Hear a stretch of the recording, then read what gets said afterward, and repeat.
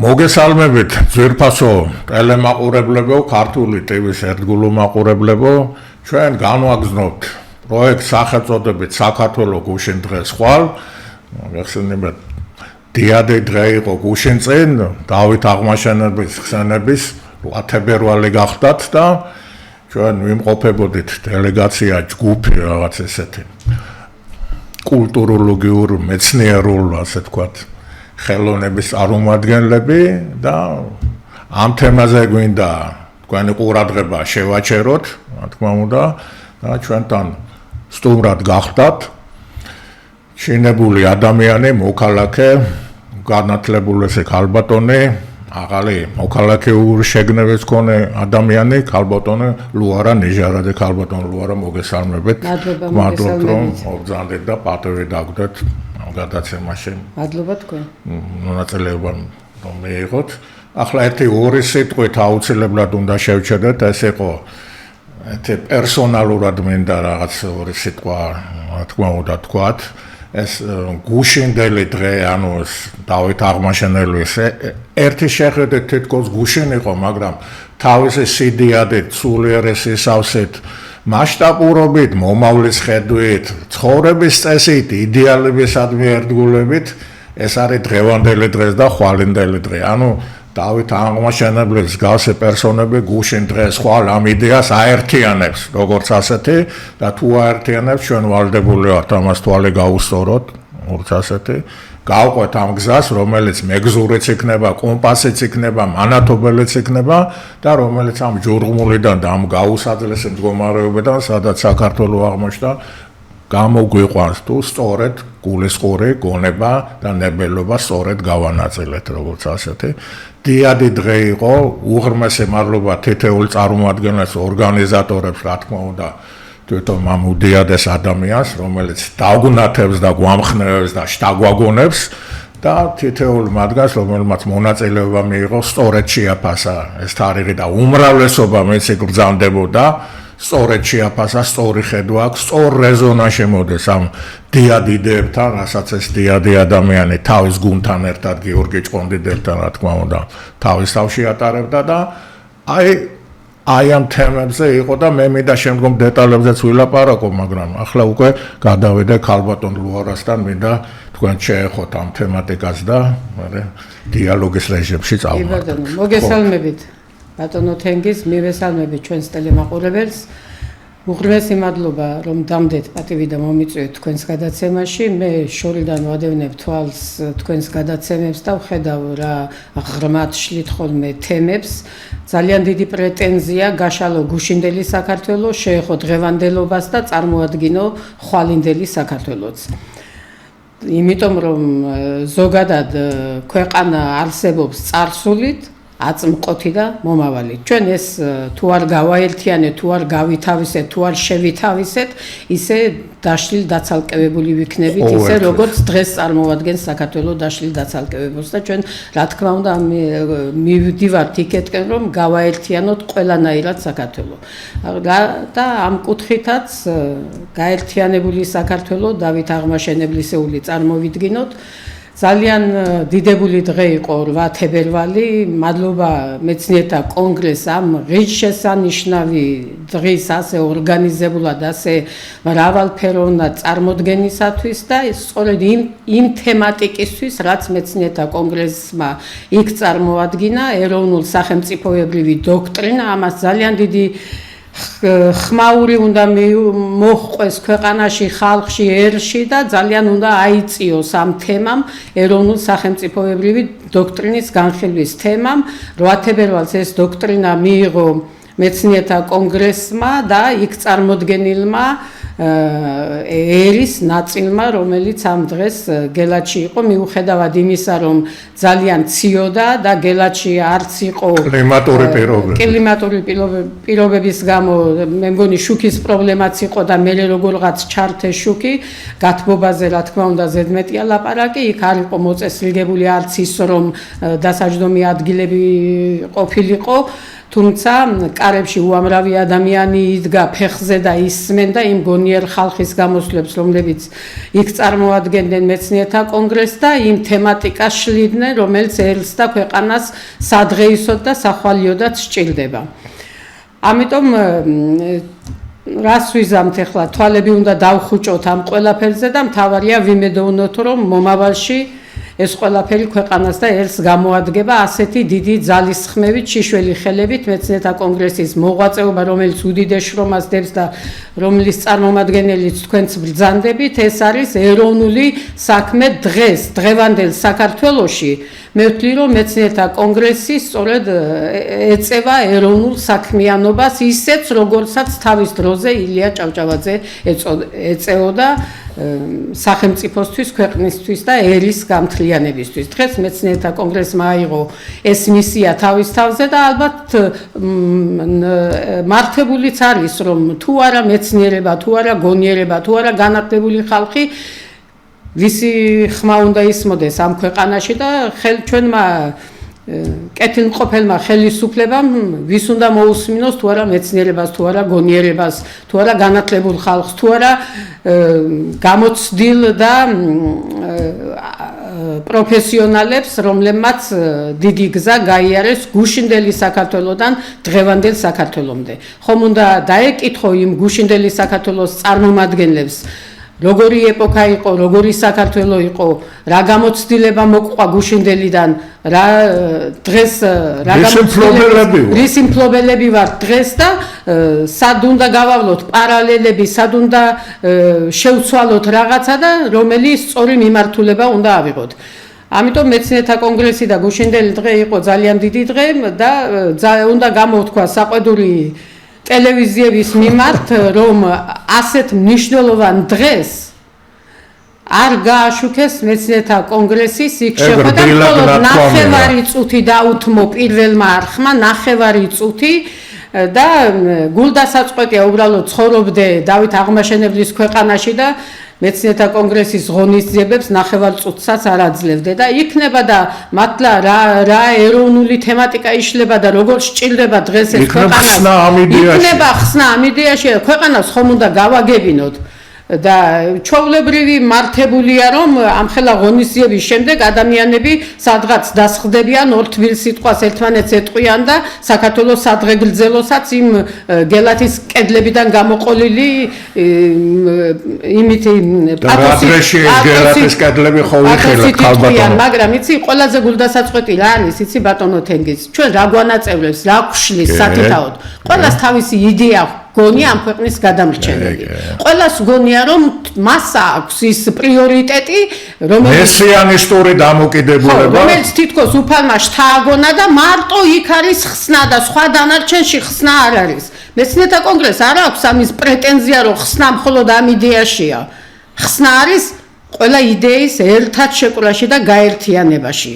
და ამიტომ ეხლა ამან დაშალა სწორედ საქართველოს ნაწილ-ნაწილ და საზოგადოებაც ამან დაშალა ნაწილ-ნაწილ და ჩვენ ხომ ერთხელ და სამუდამოდ ჩვენ თუ მართლა პატრიოტობ, თუ მართლა ქვეყანა გვიყვარს, თუ მართლა ერი გვიყვარს, თუ ქვეყანაზე ვფიქრობთ, მომავალზე ვფიქრობთ, რატომ მაინც ის ვიღაცა თავისი ენით გაჟღერებული რაღაცა საიდანღაც ამოკლებელი უნდა მიიღოს და გაწიოს ესეთი ნეგატიური პროპაგანდა, რომ თქვენ სუფრის თავში დაждდომა გონიათ ქვეყნის ხსნა რა ვერ გავიგე ეს რატომ უნდა დააკნინო ასეთ დონეზე ასეთი მნიშვნელოვანი დღე ეგ თუ არა გიზი შინაგანად რაღაცა არა ადამიანური მე ვიტყოდი არა კულტურული და ვისურვებდი ბატონო თენგიზ რომ ცოტა გამიგრძელდა მაგრამ ამ დღის შეფასებას ეს მოვლენაც მოყვა იმიტომ რომ ჩემში რაღაც აი ამ მოვლენას თუ არ გვაერთიანებს ქართველებს ეროვნულ სახელმწიფოებრივი დოქტრინა თუ არ გვაერთიანებს რომლითაც უნდა ვიხემძღვანელოთ საშინაო პოლიტიკაში აბა მაშინ რაღაც უნდა გაგვაერთიანოს თქვენ ეს ნებართვით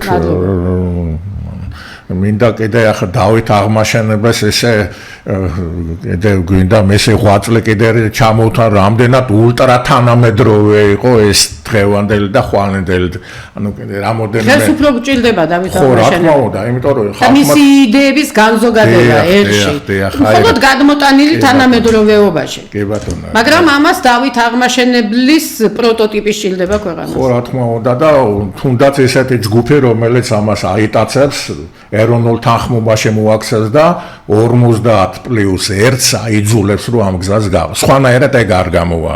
სხვანაირად ინდივიდების კუთვნილება დარჩება, პერსონების თაყვანისმცემლის საგანი იქნება და უნდა დავამთავროთ პერსონების თაყვანისმცემა, უნდა დავამთავროთ. პერსონა ერთი ყავდა ზვიად გამსახურდია, რომელმაც ერი გააერთიანა და ახლა თავის დროზე დავით აღმაშენებელი დღევანდელ ახალ ეპოქაში ზვიად გამსახურდია და შემდეგ მომავალი კიდე ვინ როდის დაიბადება და გამოჩნდება ამას თუ უყურეთ ჩვენ არასდროს გავაჩვენებით.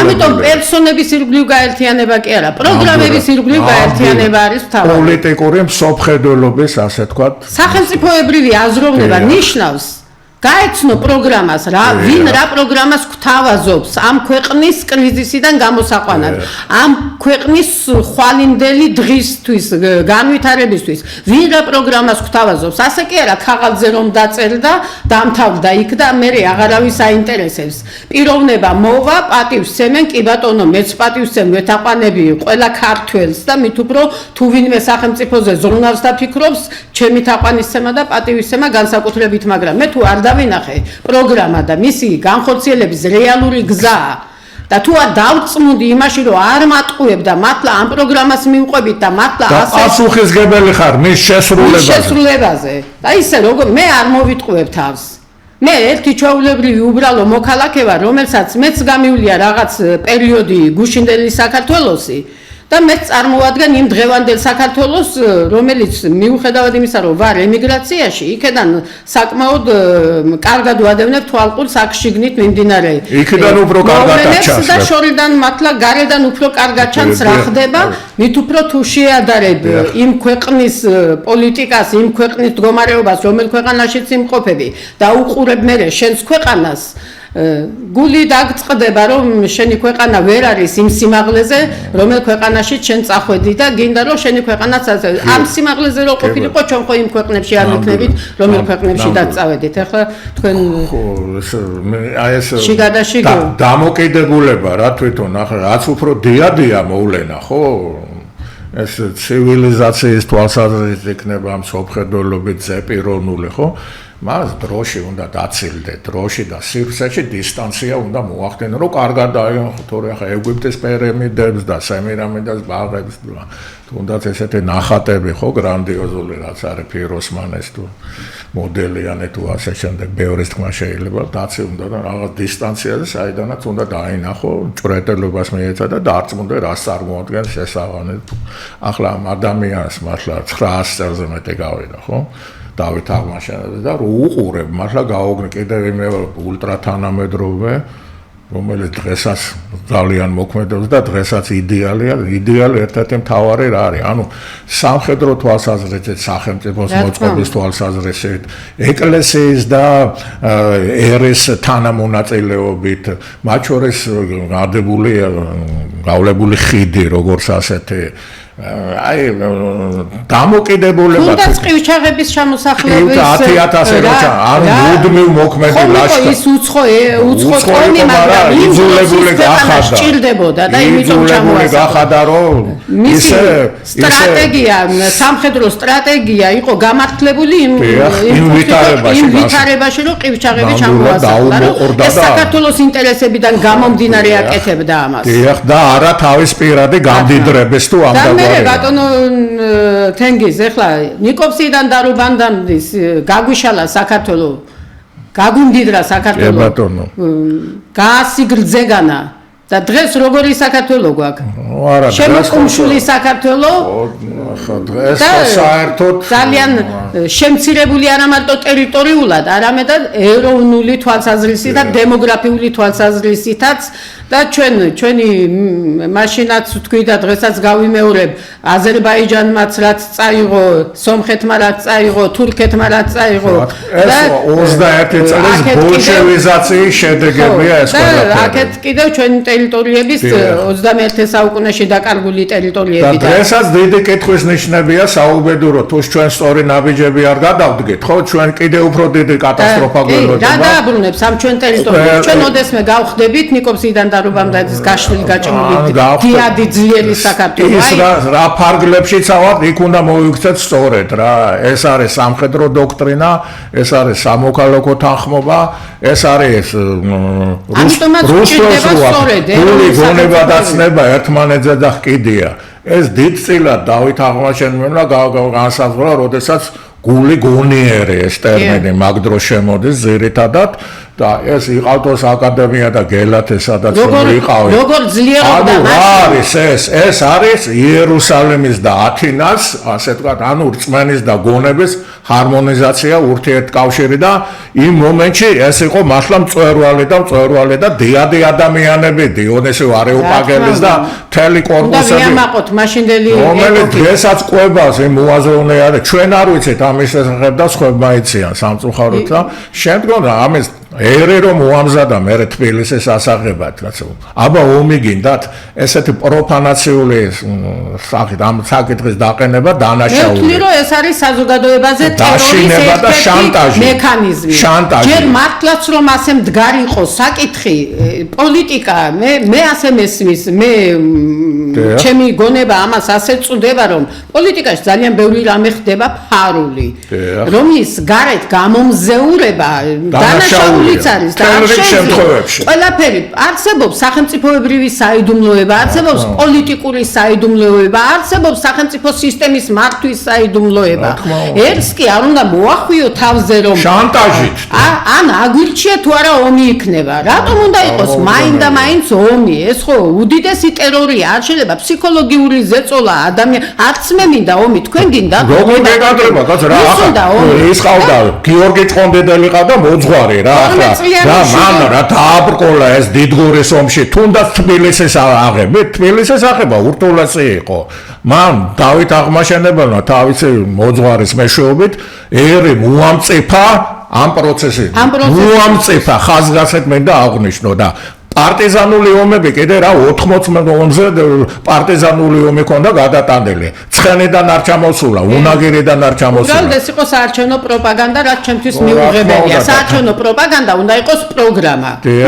მე არ მივეცი არავის ხმას და არ მივიღე არჩევნებში მონაწილეობა. იმიტომ რომ რას დაუჭირო მხარი, ომი გინდა თუ მშვიდობა? კი ბატონო.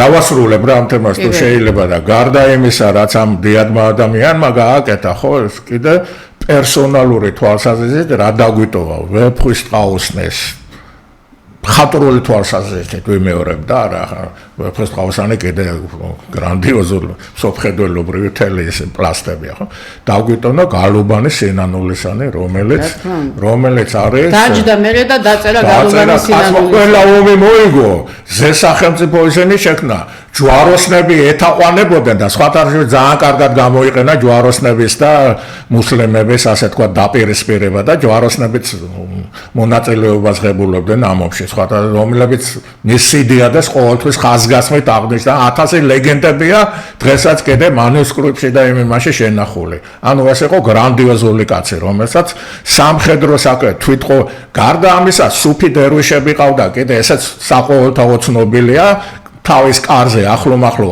აცხოვრებდა მუსულმანებს შეუქმნა მიუხედავად იმისა რომ მათი ლაშქარი კოალიცია გაანადგურა მაგათი საგანგებო პირობები შექმნა სავაჭრო არეალი გააფართოვა მუსლიმებს ანთავისუფლებდა ბეგარისაგან დიდწილად ვიდრე საკუთარ მართლმადიდებლებს ესე ცნობილი ფაქტია ვისაც უნდა შეუძლია მოიძიოს ეს და ანუ ყოველ მხრივ ჰქონდა რა და დიდწილად შემდგომ ამ სპარსული კულტურის და ესე ამბავი სპარსული ქართულად ნათარგმანები იმის შედეგია იმის გაგრძელება არის როდესაც ეს აღმოსავლური ცოდნა შემოვიდა ჩვენთან და შემდგომ უკვე მართლმადებლურ და კოსმეურ მორალთან ამიზიარება ეს არის ვეფხვის ტყაოსანი ძირითადად და აი ამის უფრო დიდი ფენომენია ხა ტყაოსანი ვაკაშალა ანუ ამ ფაქტიურად აი ეპოქას რო ამზადებდა დროთა განმავლობაში და სხვადასხვა ეკონომიური დიდი წარმატებით მაშინ არ იყო შემდგომ თამარის პერიოდში მოხდა ის რაც დაითესა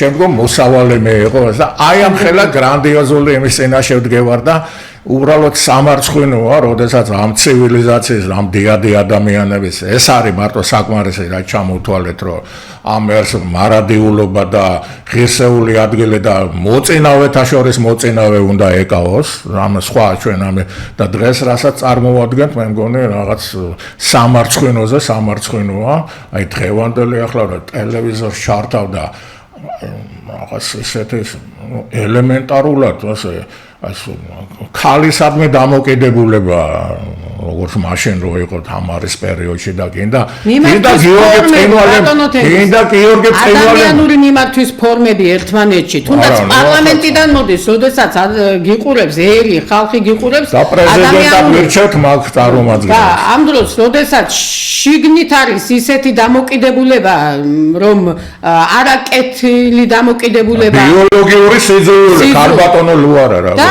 არის მიმართვის არა კულტურული ფორმები ერზეც გადმოდის მე ეხლა ამის შესაძლებლად მოგიყვანთ რომ მე თქვათ უსმენდი წლის ბოლოს შემაჯამებელ შეხვედრას იტალიის მე ვიმყოფები იტალიის სახელმწიფოში და კონკრეტულად ფლორენციაში და უყურებდი მათ შემაჯამებელ შეხვედრას, სადაც ოპოზიციაც იყო და განსხვავებული აზრის ხალხიც იყო და სხვა სრულიად ერთმანეთისგან საპირისპიროდ და კრიტიკულად მდგომი პოზიცია ოპოზიციით, მაგრამ მე იცი რა მომხიბლა?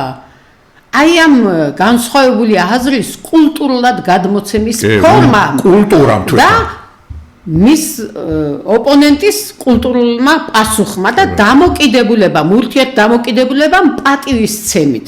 ტრადიცია უკვე მაგათთან. და ამიტომ ეხლა ჩვენთან ეს ტრადიცია ქალბატონ ლუარო ვერ ჩამოყალიბდა. მე როდესაც ბატონ თენის ასეთი ტრადიცია არ არსებობს, პარლამენტში ყალიბდება ეს, ხო? როდესაც თუ იქ ეს არ არსებობს, მე ერთს როგორ მართავ? მე ქვეყანას როგორ მართავ? თუ ეს შიგნით არ გაქვს მოწესრიგებული ეს კულტურული ფორმები გარეთ როგორ უნდა მართო ქვეყანა ხალხმა როგორ უნდა დაიჯეროს თქვენი როდესაც ირჩევ პრეზიდენტს და ეძახი შემდეგ ამ პრეზიდენტს გადმოვიდეთ დღევანდელობაზე თუ გავაგრძელო თუ ნელა გადმოვიდა აი როდესაც ვეხებით პრაქტიკულად ცივილურ ფორმებს დავით აღმაშენებელს თავის დროზე მე-12 საუკუნის საქართველო იყო ცივილური საქართველო იმის შემდეგ გაიარა თამარეზო კარავე იყო კაცო ოპოზიცია იყო ლეგიტიმური ოპოზიცია კარავეს სახით ხო და ჯერ მიმართვა თვითონ ეხლა რომ შევეხოთ მართლა თამარის მიმართვა სახელმწიფოსადმი დამოკიდებულებას ერისადმი დამოკიდებულებას მის სიტყვას წარმოთქმულს როცა მეფე დაკურთხებდნენ ეს სალადინისადმი მისი მიწერილი წერილი შედევრია ჩვენ ყავდა ის დიდი ისტორიის მქონე ქართველები ვართ ჯერ ამ ისტორია იმდენ თემას სასაუბრო რომ მე მგონი დამიგროვდა რა ჯერ ერთი ამ ისტორიასაც ძალიან დიდი პატივისცემა უნდა და ძალიან ძლიერად თუ არ მოვეკიდეთ ჩვენს ისტორიას, ჩვენს კულტურას. უნდა გავაცოცხლოთ დღევანდელ დღეში ისტორია და კულტურა ქმნის ერის სახეს. აუცილებლად. სახე ეს არის. და ისტორია და კულტურა აყალიბებს შემდეგ სახელმწიფოს.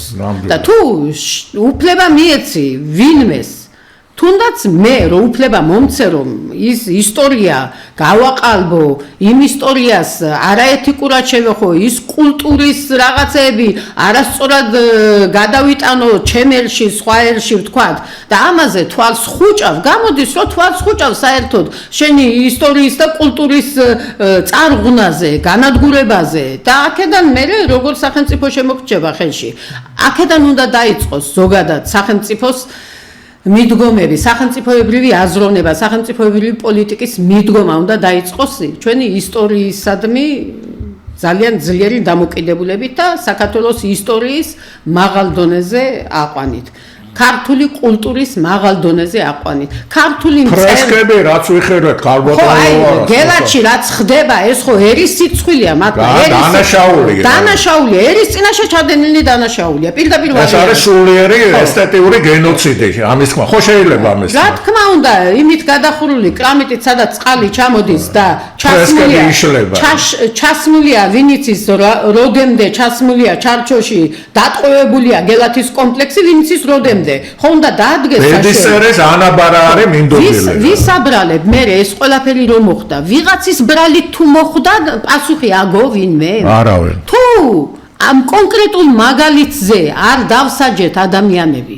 კონკრეტულ მაგალითზე თუ არ მიუდექით კანონის ფარგლებში თითოეულ პუნქტს, თითოეულ რაღაცას, ისე სახელმწიფოდ ვერასოდეს ვერ შევდგებით. ჩვენ დღეს ახლა მიუხედავად იმისა, რომ ძალიან ამბობენ, რომ ყველაფერი ყვავის და კარგად არის ჩვენ ქვეყანაში, ჩვენ ჯერ არავარ სახელმწიფოდ შემდგარი. და ჩვენი დამოუკიდებლობის დღიდან მოყოლებული მოვდივართ და ვერ შევდექით სახელმწიფოდ ვერ შევდექით. სახელმწიფო არის სისტემა. სასიცოცხლო იდეათა კომპლექსზე ვერ შევთანხმდით. სისტემა არის სახელმწიფო ბატონო თენგიზ. ეხლა კიდევ რო შევადარო იტალიის სახელმწიფო სისტემას, ჩვენი ქვეყნის სისტემა. იტალიის სახელმწიფო სისტემა აწყობილია ისე, რომ არავის აინტერესებს პოლიტიკა. იმიტომ რომ მისი პერსონები. მაგალითად თუ ვინმე ძალიან დაინტერესებულია უყურებს და იმის იქ მთავრდება ყველაფერი, არავინ ამაზე დისკუსიას არ გამართ. ჩვენს ქვეყანაში ყველა პოლიტიზირებული გახდა, ყველას პოლიტიკა იცის, არ იცის, ეხება, არ ეხება, ჩემ თავსაც გულისხმობ, პოლიტიზირებული გახდა. ძალაუნებურად ჩამithრია პოლიტიკამ, იმიტომ რომ მდგომარეობა მაიძულა, ძალაუნებურად და იძულებული ვარ ხმა გავიღო. ამ ყველაფრის შემხედვარე. სისტემა არის ემიგრაციიდან განსაკუთრებით საინტერესოა. ბატონო თენგიზ, სისტემა არის იქ აწყობილი ისე, რომ ყველა თავის საქმეს ხედავს. ყველა მუშაობს, თავისი შრომის ღირებული ანაზღაურება აქვს, თავისი პროფესია მისთვის არის ღირებული. აი იტალიაში არც ერთი პროფესია არ არის დაკნინებული. თვით მომვლელის პროფესიაც კი არ არის დაკნინებული. იმიტომ რომ ის მომვლელი იქ სოციალური იერარქიაში თავისი განუმეორებელი ადგილი უჭირავს. ხო ესეა. ეხლა აქ რომ ჩამოხვიდე და აქ ვიღაცამ შეიძლება ეხლა ეს ცუდად მიიღოს. აქ რომ იგივე მომლელა წახვიდე მოხუცის. აქ დაკნინებულია ეს სამსახური და ამით დაკომპლექსებული და ეს ეცდება რომ აქ არ წავიდეს. არა მარტო ხელფასის გამო, რაღაცნაირად მაინც აქ სოციალური მორალის გამო. ხო, აი დიახ, ნამდვილად სოციალური მორალის გამო ეს არის დაკნინებული. იქ კიდევ თავს დაკნინებულად არ გრძნობ.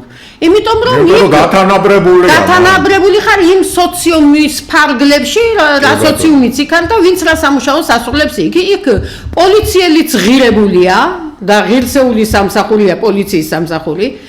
აფთიაქარიც ღირებულია, აფთიაქში მომუშავე პერსონალიც ღირსეულად მიღებული არის სოციუმში. ექთანიც ღირებულია, იქ მომუშავე პერსონალიც ღირსეულად არის მიღებული სოციუმში.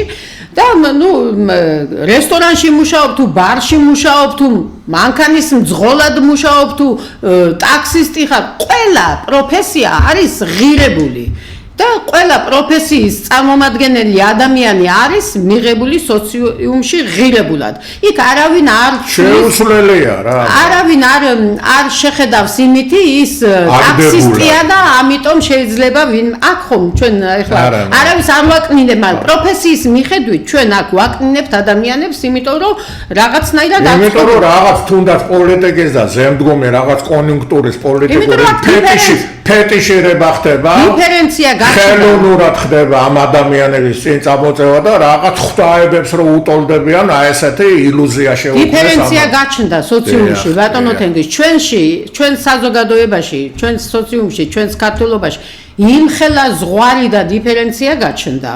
მაღალ ეშელონებში მყოფ ადამიანებსა და დაბალ სოციუმში. მაგაზე დავით აღვა დროს არ ყოფილა, კაც დავით აღვაში შენობით მიმართავდა გლეხები და ესენი მოყმეები სა. ხო და შენობით იყო.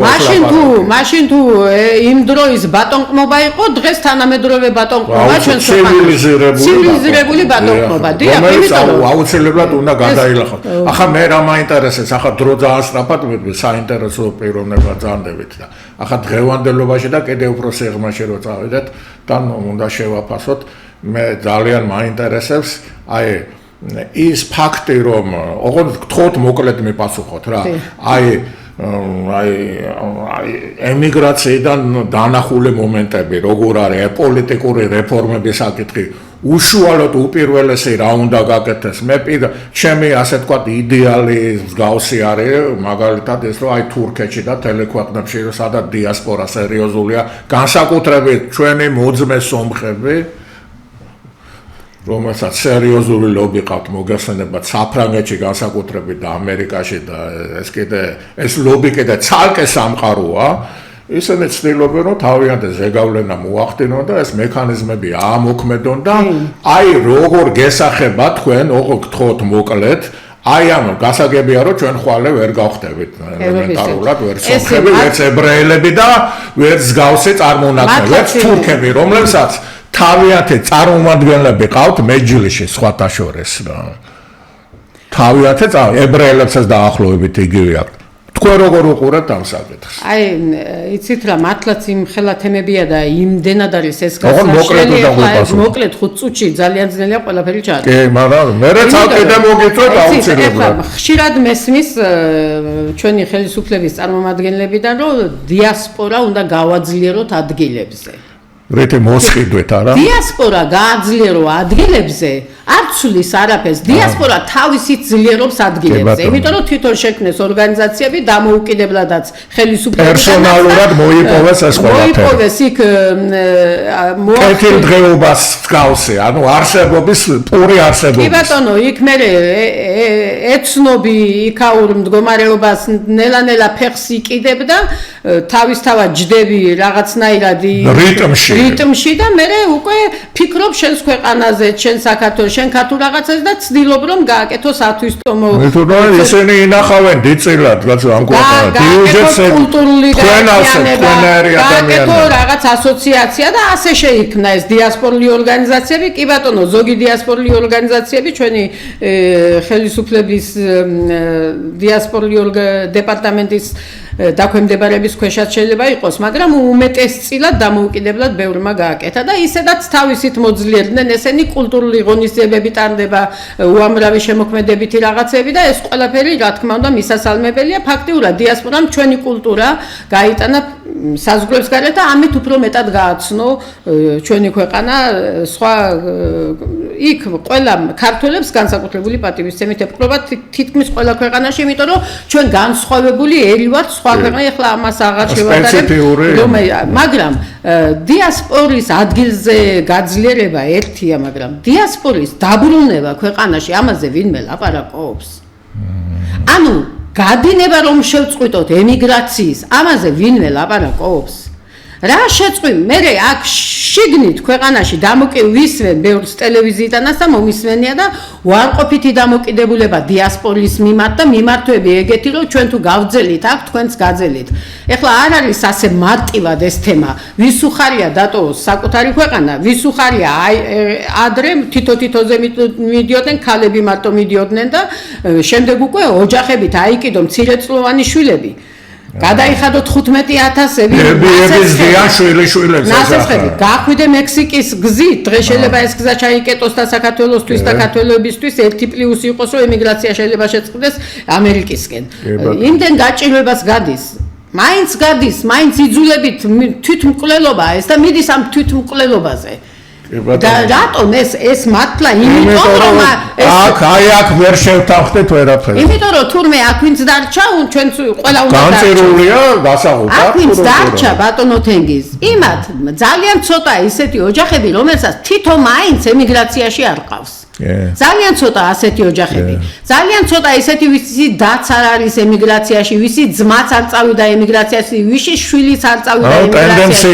ტენდენცია ეს ძალიან ფართო თემაა. სხვათა შორის მე ვსწავლობ ამ ემიგრაციის თემას და ღრმად ვარ იქ ჩახედული ყველაფერში ძალიან აუცილებლად მოგიწევთ შემდგომში. მთავარია რომ შეწყდეს ეს ემიგრაცია, მაგრამ ემიგრაცია რომ შეწყდეს აქ უნდა დაგედგომებოდეს კეთილდღეობა ადამიანის სახელმწიფოს მთავარი საზრუნავი არის ადამიანი. სახელმწიფოს ქმნის ხალხი. მისი ცენტრი ადამიანია. ხო, ხალხი, თორე ხელისუფლება არის მსახურები, რომ აგირჩიე, ხო, შენ ჩემი მსახური ხარ და მე თუ არ მემსახურები, მე სოციუმს ხალხს ერთს თუ არ მემსახურები და მე თავს თუ კარგად არ გრძნობ ამ ქვეყანაში, ესე იგი არ ხარ ჩემი წარმომადგენელი ხელისუფალი. და უფლებამა გადაგირჩიო. ხო, ეგ უკვე მე ეხლა ერზე და ასე ბევრმა ქვეყანამ აიდგა ფეხი შემდგომში. ეხლა მე არავის არ რა თქმა უნდა ხელისუფლებამ რაღაცა გონიათ რომ მე თითქოს ჩემი მიზანი იყოს ვაკრიტიკო ხელისუფლება. სულაც არ არის ჩემი მიზანი ხელისუფლება ვაკრიტიკო, ღმერთმა ყველა კარგად ამყოფოს და ნეტა მართლა ისე იჯდნენ იმ სკამებზე რომ ესერი და ქვეყანა ააყვავოს და დავით აღმაშენებლის ეპოქაზე აგვიყვანონ. კი ბატონო, მაგრამ რომ ვერ არის ასე, რომ ვერ არის ასე და გარბის ეს ხალხი გარბის აქედან და რომ ვერავინ ვერ ბრუნდება და ვინც დაბრუნდა ისე უკან რომ წავიდა. ხო, აი ეს არის ემიგრაციის თემა. ეს არის მოკლე, ამიტომ ემიგრაცია რო დაბრუნდეს ქვეყანაში უნდა შეიქმნას საამისო ბაზა, ემიგრაციის დასაბრუნებელი ბაზა უნდა შეიქმნას.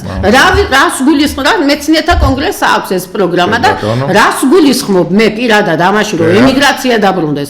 გულისხმობ რომ სახელმწიფომ თუ არ აიღო მიზნად ხელში რომ პროგრამა სახელმწიფო პროგრამაში თუ არ ჩაჯდა ემიგრაციის დაბრუნების თემა და თუ არ ჩაიდო იმ 40 მილიარდი ბიუჯეტი რომ აქვთ თუ არ ჩაიდო ემიგრაციის დასაბრუნებელი ყოველწლიური მილიარდი 2 მილიარდი რა იგულისხმება რომ ვისაც არ აქვს საცხოვრისი შესთავაზო ვისაც არ აქვს თქვათ ვისაც პატარა დანაზოგი აქვს შესთავაზო თანა მონაწილეობა რაღაცაში ჩადოს ის თავისი დანაზოგი თან იმუშაოს და თან დასაქმდება და თან შრომის ანაზღაურება მიეცი ისეთი რომ უღირდეს გაჩერებად და დაბრუნებად და კიდევ ის რომ თუ დანაზოგი არ აქვს და შესთავაზო სამუშაო ადგილები. ეხლა ეგ კიდე ისეთი თემა რომ ემიგრაციის გასვლამ ქვეყნის გარეთ სწორედ ემიგრაციის გასვლამ ჩააგდო ეს ქვეყანა შავ დღეში, მაგრამ იმავე ემიგრაციამ იხსნა ეს ქვეყანა უკიდურესი ადამიანები იხსნა შიმშილობით. კარგი, ახლა მაგ თემაზე დროები მოგიწევთ აუცილებლად. ახლა უნდა დავამთავრო იმისკენ მინდა წავიყვანო. ის რაც კიდევ დღეს და რაც ხდება ახლა ეგ სამ სირცხვილია, როდესაც ეს ამაღლობეს ახლა რაღაც გარტყმისთვის მას 6 და 4 წელს უძლიან ზიამაღლობელზე საუბარი. დიახ, და კიდე ახლა უყურებდი სამაწამო კინაღანგული გამოსტას მომღერალ ქათამაძე რო არის იმას რაღაც 60 დღიანი იმას ან 5000 გადაიხადა. სახიობი რომ არის. ხო და ჯარიმა გადაიხადა გამოგიშვებენ. და რაღაც ესეთი უნიჭო შანტაჟებია, ამის არავისი არ ეშინია, როგორც ასეთი. ეს პირიქით უკუ პროცესს კიდე უფრო გამოიწევს.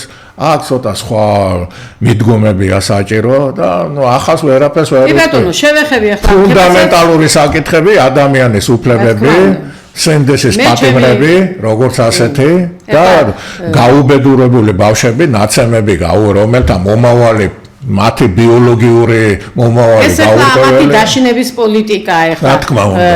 პრაქტიკულად ახლა ესეც დიდი თემაა და მოკლედ რომ მოკლედ ძალიან. ხალხი ქუჩაში ოპოზიციამაც გამოიყვანა, კი ბატონო, მართულებიც იყვნენ, მაგრამ იყო ისეთები, რომელიც ოპოზიცია არ უჭერდა მხარს და მათი სახელების გაგონებაც არ უნდა ბევრს, მაგრამ ხალხი ქუჩაში რეალურმა მდგომარეობამ გამოიყვანა. და ეხლა იქ, როდესაც არ ღვევ წესრიგს, კი შეიძლება მოხდეს რაღაცა, მაგრამ კონსტიტუციის დარღვევა, გაცილებით დიდი დანაშაულია ქალბატონ ლუარა, ვიდრე ესეთი გადაცნომები სხვათა შორის. რა თქმა უნდა, მასობრივად კონსტიტუციის დარღვევა. გამართული და იქ გეპატიება, ისცემატყება რა თქმა უნდა, პოლიციას ხელი გაარტყა, არ არის მართებული. კი, მაგრამ დაასახიჩრო 30 ადამიანი. პოლიციელმაც რომ შეაგინო, ეს მართებულია. არანაირად. რა უფლება გაქვს მოქალაქეს რო აგინებ შენ სახელმწიფოს მოხელე ხარ, სახელმწიფოს ინტერესებს ასახიჩრებ ტელეკამერების მოქალაქის ინტერესებს იცავ და არ გაქვს უფლება რომ შეაგინო და ასახიჩრო და ასე შემდეგ თუ ის დანაშაულს რაიმეს არ ჩადის. რა უფლება და მაშინაც როცა დანაშაულს ჩადის, ყველაფერს აქვს თავისი ცივილური ფორმები. რა თქმა უნდა, შეიძლება ის ხელის გარტყმა არამართებული იყო, მაგრამ რა მიიყვანა ის ქალი იმ მდგომარეობამდე, მე ნამდვილად არ ვიცი. ამიტომაც ახლა გამოამწყდიო იმ ხელის გარტყმის გამო ზიამაღლობელი. მიეცი ადმინისტრაციული სასჯელი. ეს გახადო შემდეგ რაღაც პოლიტიკური ვაჭრობის თემა. დანაშაული. თან უნიჭოთ კიდე, უნიჭო ვაჭრობის თემა. დანაშაულია პირდაპირ ვიტყვი და ამიტომ უნდა განთავისუფლდეს და ზოგადად ძალიან ბევრ ციხეებში გამომწვეული ჩვეულებრივ მოქალაქეებს, პროტესტანტებს, რომელთა პროტესტი შეიძლება გულწრფელი იყო, თვლი რომ უნდა გამოუშვა, არ უნდა ამას ამდენი ჯარიმები გადაიხადონ, საიდან გადაიხადონ. არ შველეს ეს პრობლემის ჩვეულებრივმა მოქალაქემ, რომელიც მათ თქვათ, მეც ვიდექი, თქვათ, მეც ვამბობ, თქვათ, მე ჩვეულებრივ მოქალაქე ვარ და პროტესტს გამოვყევი, მეც დავდექი ქუჩაში და რაღაცა გადაცდომის გამო ამიყვანე დამაჯარიმე, მე საიდან გადავიხადო 5000 ლარი. საიდან მოგიტანო მე, როდესაც 400 ლარიც არ მაქვს ხელფასი. და ყველაზე საშენელებისა პუტინის ადმინისტრაციას არ აქვს ესეთი შემოღებული სადამჟელო კანონები მართლმსაჯულების თვალსაზრისით, რაც უკვე დღევანდელ ხელისუფლებას. ეს არის დანაშაული. იმდენი რაღაც არის, რომ ეხლა ასე მოკლედ მოკლედ ვიტყვი, ახლა თქვენ იქიდან გზარდებოდით იტალია და მთელი საბერძნე, ეს არის საპარლამენტო მოდელის ქვეყნები, როგორც ასეთი და სტაბილურ ქვეყნებში და განსაკუთრებით კიდე ახლა ჰოლანდია, ანგლო-საქსონური სამყარო, საფრანგეთი ეს დიდი ტრადიციების სახელმწიფოების მატარებელია და იქ ვადამდელი არჩევნები ისეთი ინტენსივობით არ არის, ისეთი კრიზისები არ იქნება ყოველ შემთხვევაში სოციუმში, რომ ვალდებული იყო.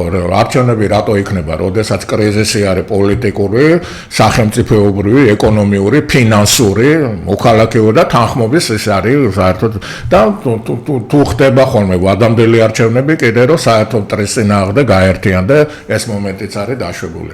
ამიტომ ამ ფაქტორების გაუთვალისწინებად აქ აუცილებელია გარდამავალი არჩევნების ჩატარება. ვიმეორებ, გარდამავალი, უდიდესი სხვაობაა, რომ გარდამავალი უნდა იყოს ერთწლიანი, როგორც ასეთი და არა 4 წლი არც ოპოზიცია არ იყო თანახმა, მათ შორის ეროვნული თანხმობის და ტექნიკური მთავრობის შექმნაზე და ხელისუფლება პარადოქსალურია, მაგრამ ხელისუფლებას ეთხოვს. რატომ? იმიტომ რომ ამას უნდა იმის კეთილდღეობის გადმოტანა, თავიანთ კეთილდღეობის ეკონომიური, ფინანსური იმების უზრუნველყოფა, ასე თქვა და გარდამავალში ამას ვერ გააკეთებდი და ამას თუ ვერ გააკეთებდი, მაშინ მომავლის ეს უნდა მომავალზე გადატანა არ უნდა და ამის გამო დეგრადირდნენ ისინი და სოციუმში ყოველგვარი ის დააკარგეს. მე მოუწოდებ ამ ადამიანებს აი ამ პოლიტიკურ პროცესებს თვალი გაუსწორონ, სახურობის იდეას თვალი გაუსწორონ, რომელიც აუცილებელია, რომლის გარეშეც ვერც ერთი ქვეყანა ვერ შემდგარა, ვერც ერთი ხაზგასმით დააღნიშნო, მილიარდობით ფულის მოტაცება და ეს არ არის ქვეყნის კრიზისიდან ასე თქვა გამოყვანა, მით უმეტეს ერთპარტიულ ასე თქვა სისტემაში.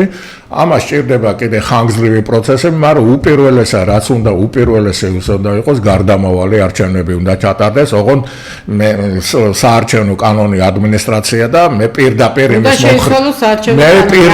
მომხრევა რომ გაეროს ეგიდით მოხდეს ამის მე. ესე ჩვენ ამ პროცესის ჩამტარებები არა ვარ. იგივე სურათს მივიღებ და შეიძლება უარესიც ეს საფრანგეთის არჩევნები არის. მithumetes ამ სანქციების და ამის ფონზე და რაღაც უბედური. ამიტომ ამას თვალი უნდა გაუსწოროთ ჩვენი ბავშვების მომავალი ახალგაზრდობა აქ არის დომინანტი როგორც ასეთი, თორე ამ პროცესში ყველა ვარიანტი შედიხარ ძალიან ღრმა ჩიხში მე ხელისუფლებას გულისხმობ გარდუვალად როგორც ასეთი, რომელიც თვითონ მათთვის დამთავრდება კატასტროფა. ეს არ გვინდა არ თქვენ და არც ერთ ადამიანს.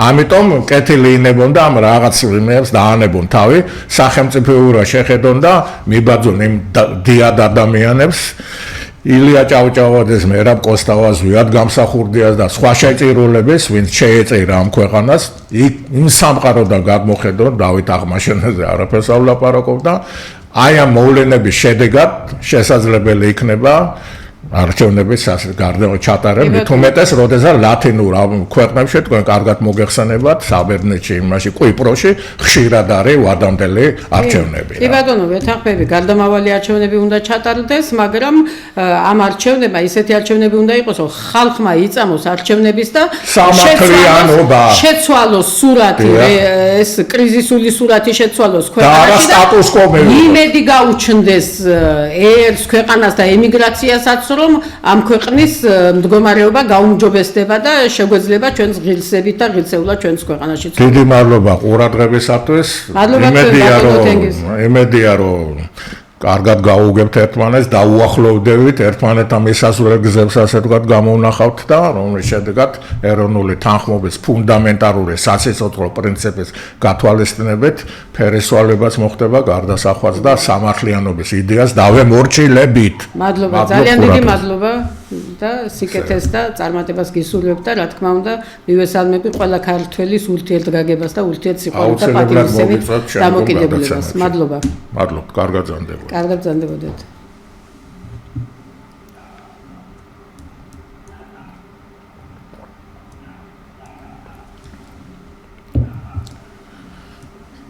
ორი წუთით გადავაჭარბეთ.